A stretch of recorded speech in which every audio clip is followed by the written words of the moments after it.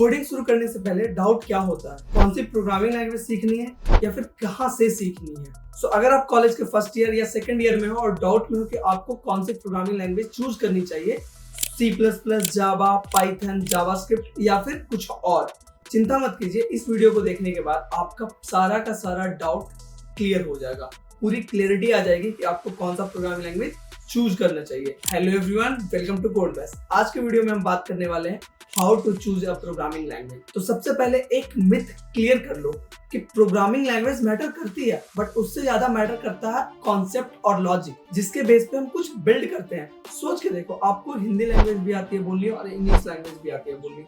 अब आपको अपना बात किसी के सामने रखना है, तो उस केस में आपको सोचने पे ज्यादा फोकस करना होगा या फिर अपनी बात को एक्सप्रेस करने में। वैसे ही कोडिंग में होती है लैंग्वेज, जहाँ पर एक टूल होता है और मेन पॉइंट होता है हमारा प्रॉब्लम सॉल्विंग। जिस सवाल का जवाब आप जानने यहाँ पर आए हो, उससे पहले मुझे एक जवाब कमेंट करके देना कि आप किस रोल के लिए प्रोग्रामिंग लैंग्वेज सीखना चाहते हो। अगर आप बेसिक प्रोग्रामिंग या फिर कॉम्पिटिटिव प्रोग्रामिंग सीखना चाहते हो तो उसके लिए C++ और जावा एक बेस्ट ऑप्शन है, जिसके अंदर ऑब्जेक्ट ओरिएंटेड कॉन्सेप्ट भी अच्छे खासे मौजूद हैं। इसके अलावा अगर आप डाटा साइंस, AI या फिर मशीन लर्निंग को सीखना चाहते हैं तो उसके लिए आप पाइथन को चूज कर सकते हैं। थर्ड आता हमारा, अगर आप एक वेब डेवलपर बनना चाहते हैं, वेबसाइट बनाना चाहते हैं किसी भी ऑर्गेनाइजेशन के लिए, या फिर खुद का वेबसाइट बनाना चाहते हैं, खुद का ब्रांड बिल्डअप करना चाहते हैं, इसके लिए आपको अगर वेबसाइट बनाना है तो उस केस में आप जावास्क्रिप्ट चूज कर सकते हैं और उसके बाद फर्दर आप लाइब्रेरी का यूज करके आप उसमें आगे बढ़ सकते हैं। इसके बाद आता है हमारा ऐप डेवलपमेंट। अगर आप एंड्रॉइड के लिए ऐप बनाना चाहते हैं तो आप जावा या कॉटलिन चूज कर सकते हैं। इसके अलावा अगर आप iOS का ऐप बनाना चाहते हैं तो आप स्विफ्ट को चूज कर सकते हैं। और एक मजेदार बात, अगर आप गेम डेवलपमेंट की फील्ड में जाना चाहते हैं, आपको गेम डेवलप करना है, तो उस केस में C या C++ एक बहुत ही परफेक्ट लैंग्वेज होता है। चाहे आप किसी भी फील्ड को चूज करो, आपको ये 3 टिप्स हमेशा ध्यान रखना होगा किसी भी प्रोग्रामिंग लैंग्वेज को चूज करने से पहले।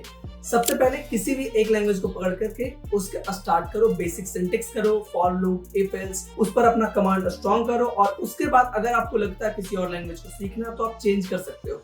बट जब तक आपका बेसिक सिंटेक्स पे क्लियरिटी एक लैंग्वेज के अंदर में ना आ जाए, तब तक आप किसी दूसरे लैंग्वेज पे शिफ्ट मत करो। दूसरा पॉइंट, जिस भी रिसोर्स से आपने शुरू किया हो उस रिसोर्स से कंप्लीट करो। चाहे आप YouTube से कर रहे हो, चाहे फिर किसी बुक से कर रहे हो या फिर किसी कोर्स से कर रहे हो, उसको कंप्लीट करो। जनरली होता क्या है कि जब बच्चे शुरू करते हैं तो स्टार्टिंग के 1-2 वीडियोस तो काफी अच्छे से देखते हैं, उसके बाद लगता है या फिर उन्हें कहीं से पता लगता है कि इससे बेहतर उसने पढ़ाया है तो चेंज कर देते हैं। ऐसा नहीं करना। आप जिस भी एक वीडियो को पकड़े हो उससे पकड़ करके आपको करना है।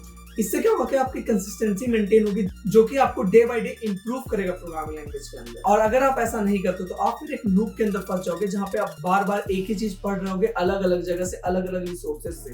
थर्ड पॉइंट के अंदर हमारा 2 पार्ट होगा। पहला पार्ट होगा जिसके अंदर हम एक डायरी मेंटेन करेंगे, नोट कॉपी मेंटेन करेंगे, जिसके अंदर जो भी चीज हम पढ़ रहे होंगे उसका एक सूडो कोड टाइप से छोटा बड़ा एग्जाम्पल हम लिख रहे होंगे, और उसको एक तरीके से हम इसलिए यूज करेंगे ताकि हम रिवाइज कर पाए जब भी हमें रिवीजन करना हो।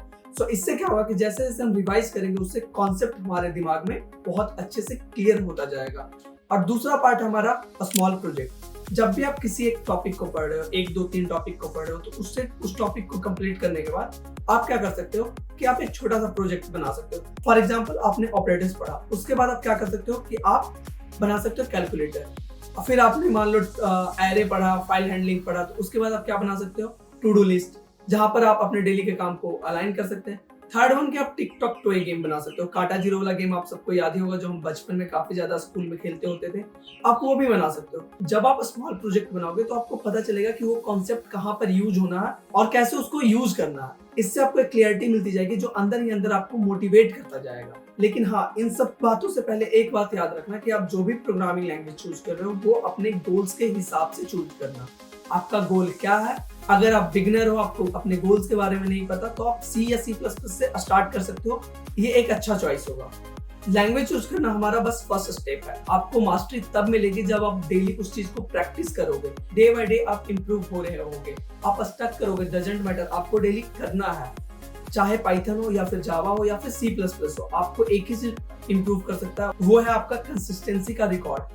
आप डिसाइड कर लो, आपको डेली एक टॉपिक पकड़ना, उसे अच्छे से पढ़ना, उसके नोट्स बनाने और पिछले वाले टॉपिक्स का रिवीजन करना, एंड दैट्स इट। आप काफी अच्छा करने लगोगे 100 डेज के अंदर। सो दोस्तों मैं उम्मीद करता हूँ आपको क्लियर हो गया होगा कि आपके लिए कौन सी प्रोग्रामिंग लैंग्वेज बेस्ट है। सो अगर वीडियो पसंद आई हो तो वीडियो को लाइक कर देना, चैनल को सब्सक्राइब करना मत भूलना। और हाँ, ये वीडियो उन दोस्तों के साथ भेजो जो अभी प्रोग्रामिंग लैंग्वेज चूज करने में स्ट्रगल कर रहे हैं, और कमेंट करके जरूर बताना कि आपने कौन सी प्रोग्रामिंग लैंग्वेज चूज किया है। मिलते हैं अगले वीडियो में। Till then keep learning and shining. Thank you.